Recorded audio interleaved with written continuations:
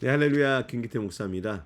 이번 영상은 독서 모임을 위한 이 책 내용 설명 영상입니다. 여러분께서 이 설명 영상을 보시는 것으로 독서를 대신하시면 안 됩니다. 직접 읽어보시고 그리고 이 영상이 여러분들의 책을 이해하는데 조금이라도 도움이 되길 바라기 때문에 이 영상을 만들었습니다. 그래서 이 영상만으로는 여러분들이 이 책의 내용을 전체적으로 또 여러분 나름의 이해를 하시는데 한계가 있다는 점을 먼저 말씀을 드릴게요. 자, 이번에는 이 법칙의 실제성입니다. 이 법칙이라고 하면 여기 세 번째 줄에 말하는 거죠.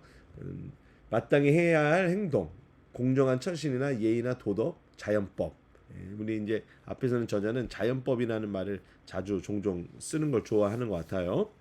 자, 이 법칙이 실제한다라고 하는 것을 설명을 합니다. 그런데 우리가 보통 어떤 것이 실제한다라고 말을 하면 그 실제하는 근거, 그것이 실제하는 데 따르는 현상, 뭐 이런 법칙들을 우리가 이야기하지 않습니까? 그런데 이번 챕터에서는요, 이런 자연법, 도덕 이런 것이 보편적으로 모든 인간이 알고 있고 또 그렇게 해야 한다는 것을 생각하면서도 실제로 그렇게 살지 못한다. 심지어는 아무도 그 누구도 그대로 자기가 이해하고 알고 있는 그런 종류의 행동이 있다는 것을 생각하지만 그대로 사는 사람은 아무도 없다. 라는 것을 이야기할 겁니다. 자, 그래서 첫째, 인간은 자신들이 마땅히 해야 할 행동, 해야 할 행동, 즉 공정한 처신이나 예의나 도덕이나 자연법이라 부를 수 있는 종류의 행동이 있다는 생각을 늘 합니다. 그래서 늘이라는 얘기하는 것은 동서고금을 막론하고 모든 인간에게 보편적으로 이 자연법이 있다는 것을 인간은 스스로 안다라는 거죠.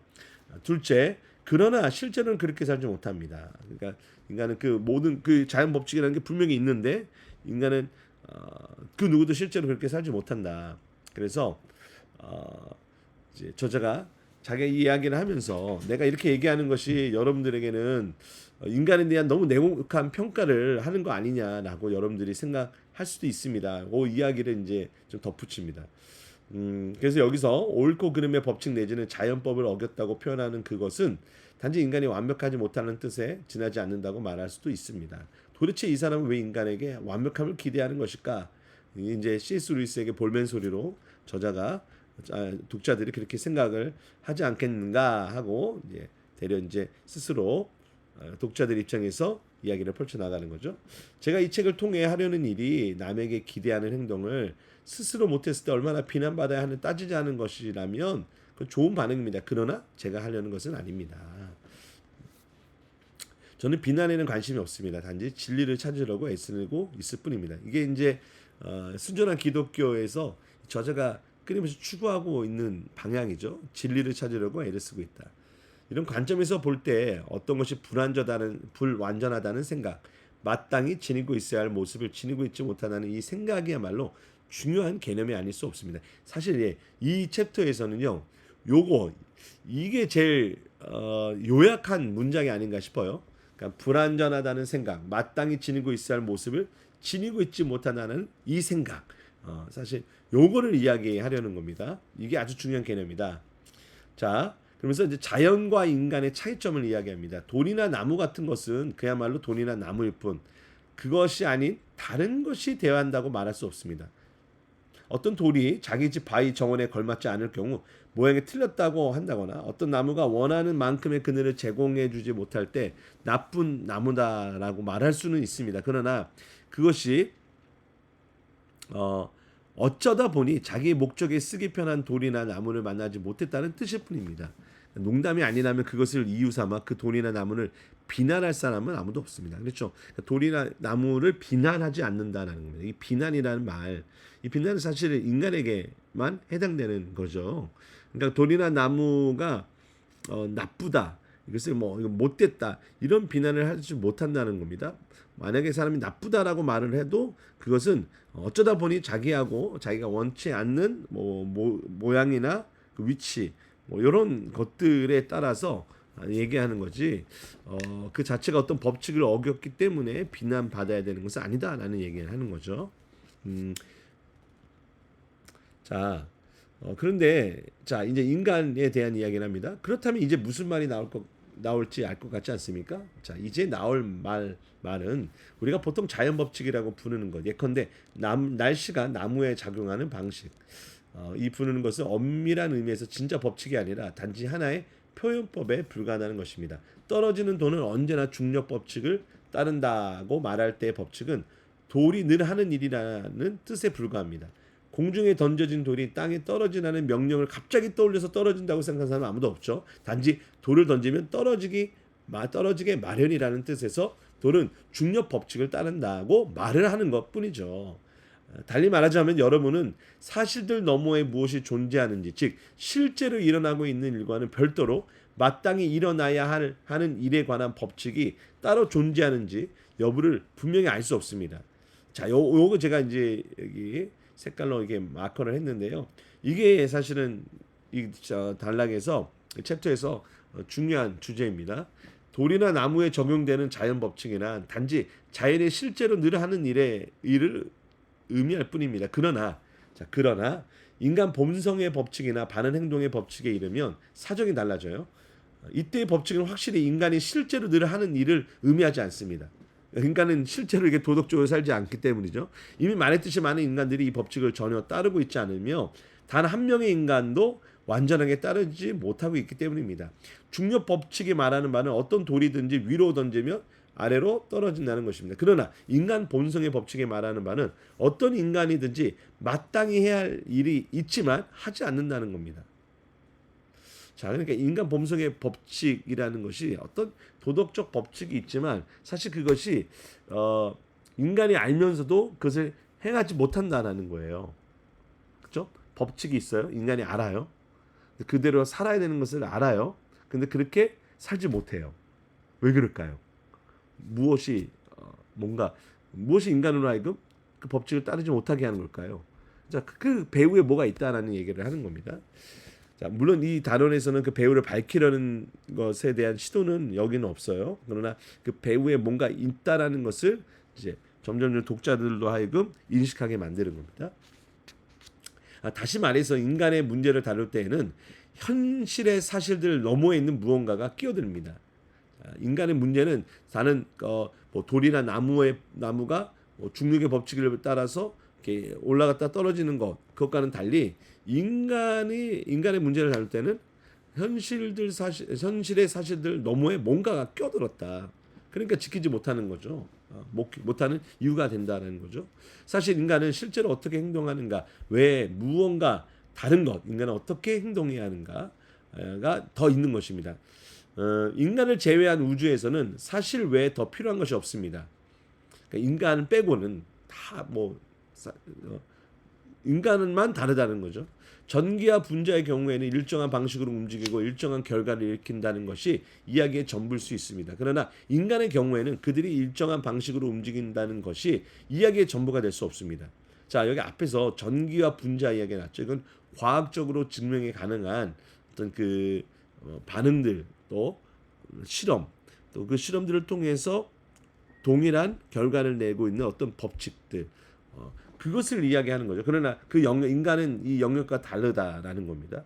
인간은 다르다.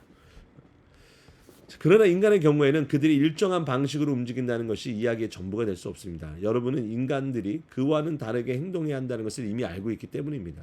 사실 이것은 너무나 독특한 특징이므로 어떻게든 잘 해명해서 빠져나가고 싶은 유혹을 받습니다. 예컨대 우리는 그는 지금처럼 행동해서는 안 된다라는 말을 이 돌은 모양이 틀렸다라는 말과 같은 뜻으로 썼다고 주장할 수 있습니다. 즉 어쩌다 보니 그 사람의 행동이 당신에게 불편하게 느낀 것에 불과하다는 것이죠. 그러나 이것은 사실이 아닙니다. 기차를 먼저 탔기 때문에 창가 자리를 차지한 사람이나 내가 잠시 등을 돌린 사이에 내 가방을 치우고 그 자리에 앉은 사람은 똑같이 나를 불편하게 만듭니다.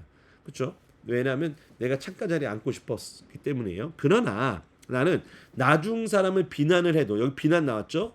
비난해도 먼저 사람을 비난하지 않습니다. 실수로 나를 넘어뜨린 사람에게 순간적으로 발끈할 수는 있어도 화를 내진 않습니다.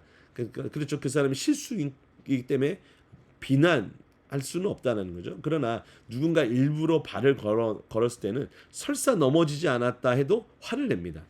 먼저 사람은 내게 상처를 입혔고 나중 사람은 그렇지 않았다 해도 그렇습니다. 그렇죠? 여러분 요거 이 맥락을 여러분들이 잘 캐치를 하셨기를 바랍니다. 때로는 내가 나쁘다고 말하는 행동이 내게 불편을 끼치기는커녕 정반대로 이익을 주는 경우도 있죠. 전쟁 중에 상대편에 배신자가 생기는 것, 어떻게 보면 우리에게는 내 쪽에는 아주 이로운 일입니다. 그래서 겉으로는 그를 활용하고 보상도 하지만 속으로는 인간 버러지로 여기죠. 그러니까 상대편에게 배신을 했어요. 그래서 우리 편에는 승리하는데 도움이 됐기 때문에 그에게 보상을 주고 뭐 특별한 무슨 상을 줬다고 쳐봐요. 그러나 그 사람 속으로 다 비난하죠. 인간 버러지로 여긴다는 거죠. 이처럼 다른 사람이 어쩌다가 우리에게 유용한 행동을 했다고 해서 바른 행동이라고 말하지는 않습니다. 자, 그러니까 바른 행동이란 무엇이냐? 나에게 어떤 유익을 줬기 때문에 바른 행동이냐? 나에게 돈이 됐기 때문에 바른 행동이냐? 대부분 사람들은 그렇게 생각하죠. 그러나 저자가 말하고 있는 도덕, 모든 윤리, 그것을 아우르고 있는 인간의 어떤 자연법, 이것은 내가 기준이 되지 못한다라는 걸 이야기하는 겁니다. 자, 우리 자신만 보아도 우리에게 유익을 주는 행동이 곧 바른 행동이 아니라는 점을 분명히 알 수 있어요. 3파운드를 받을 수 있는데도 3실링에 만족하거나, 그러니까 3파운드, 3실링, 실링, 파운드와 실링은 영국의 화폐의 단위인데요. 실링이 더 낮은 차원입니다. 낮은 단위입니다.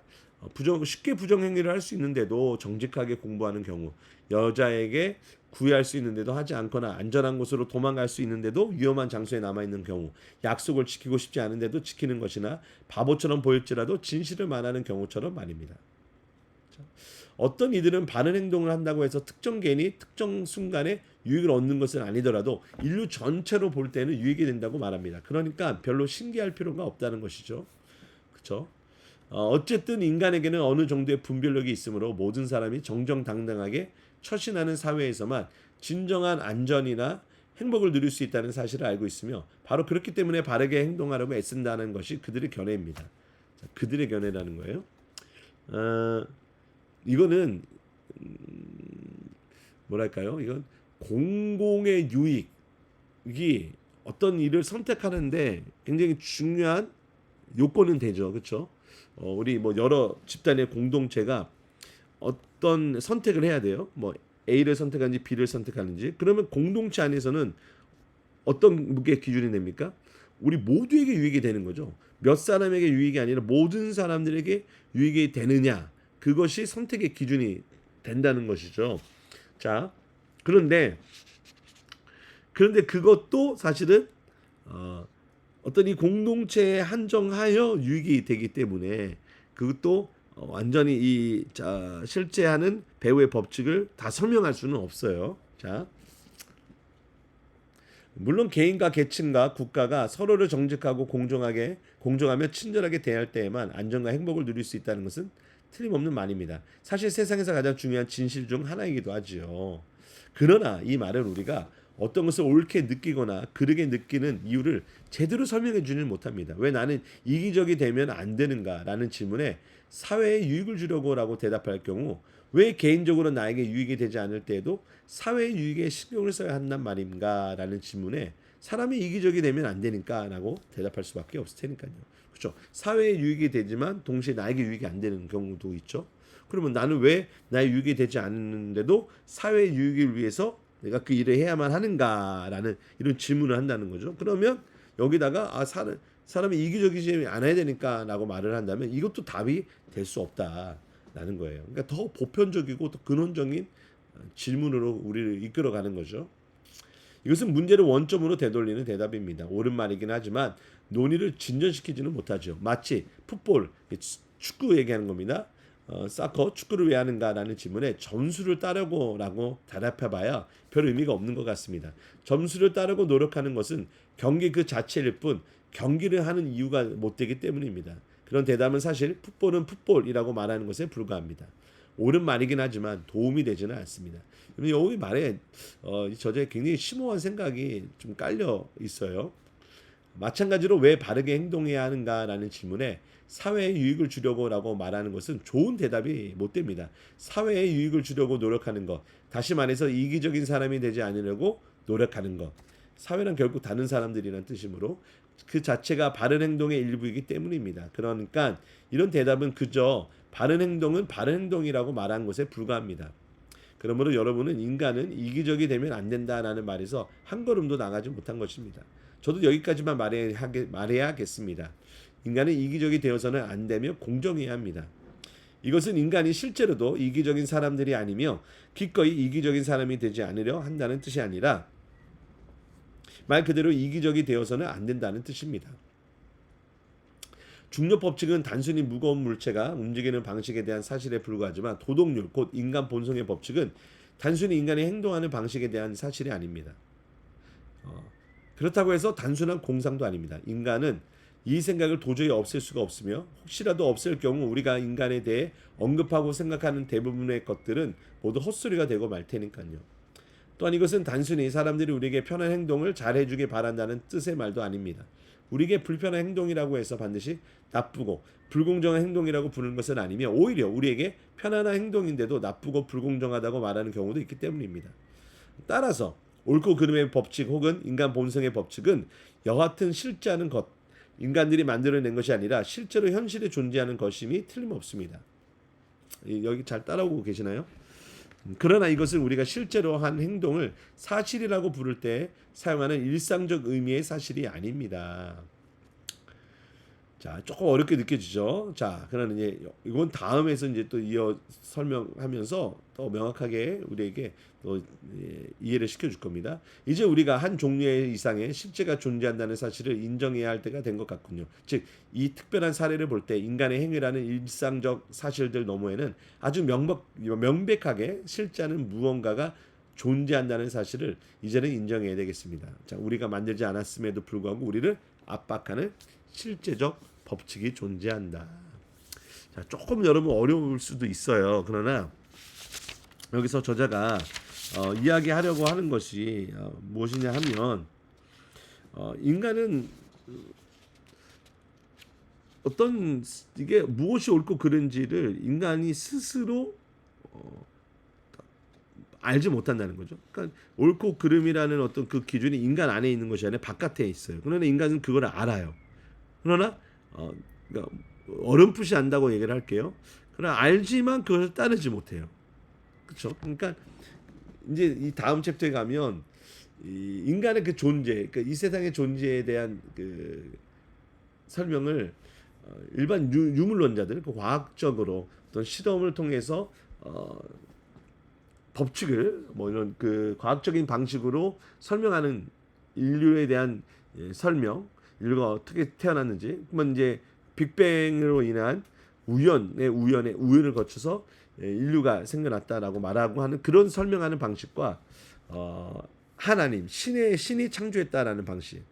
그래서 이 두 가지를 설명하면서 결국에는 그 후자, 신이 인간을 만들었다라는 것을 인정하지 않을 수 없는, 왜냐하면 이 인간의 법칙, 그러니까 여기서 말하는 옳고 그름의 법칙, 인간 본성의 법칙, 이것이 우리 모두가 인간이 인정한다면 결국 이것은 우연히 우리 인간에게 주어진 것이 아니라 이것을 만든 어떤 존재가 있고 그 존재 아래 우리가 그 법칙 속에서 인간이 살아가고 있다라는 이야기를 전개하려고 하는 것입니다. 자, 여러분 여기까지 이야기를 나누도록 하겠습니다. 자, 여러분 독서 모임에 많은 참여 부탁드리겠습니다. 많이 참여하셔서 책 이야기를 하는 것이 주된 목적이 아니라 책에 나와 있는 이런 것들의 소재를 가지고 저희들이 신앙 이야기도 삶의 이야기도 아주 재미있게 편안하게 나누고자 하는 것이니까요. 여러분들의 많은 관심과 참여 부탁드립니다. 수요일 저녁 8시 줌으로 하고요. 여러분들이 원하시는 분들은 주보에 그 QR코드가 있습니다. 또는 이 영상을 보고 난 QR코드를 모른다 하시면 저에게 카톡이나 라인을 보내주시면 제가 링크를 보내드리도록 하겠습니다. 그리고 교회에서는 금요일날 오후 1시에 모여서 합니다. 직접 모여서 얼굴을 대면해 이야기하는 것도 더 제 생각에 더 재미있고 또 이야기가 또 깊이 있게 진행이 된다고 생각이 되거든요. 그래서 여러분들 뭐 온라인이든 오프라인이든 여러분들 많은 관심과 참여를 부탁드리겠습니다. 자, 함께해 주셔서 감사합니다. 샬롬.